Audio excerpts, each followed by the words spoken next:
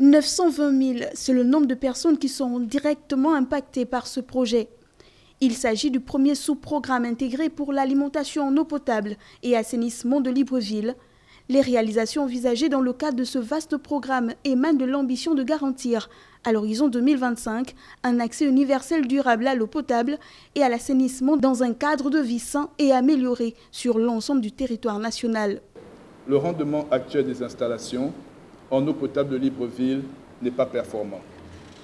Il s'établit à 55%, privant d'eau un nombre important de ménages.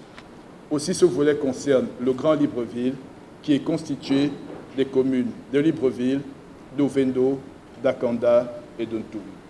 La réalisation de PEPAL nécessite bien évidemment des fonds. Le gouvernement a pour cela sollicité et obtenu l'appui financier de la BAD. Le projet de coût global de 117 millions d'euros, soit près de 77 milliards de francs CFA, est financé par un prêt du groupe de la Banque africaine de développement de 75,4 millions d'euros et un prêt de 42 millions d'euros du Fonds de la République populaire de Chine, dénommé AJTF, qui est administré par le groupe de la Banque africaine de développement. Le rendement en eau potable est une épine dans le pied du développement du Gabon.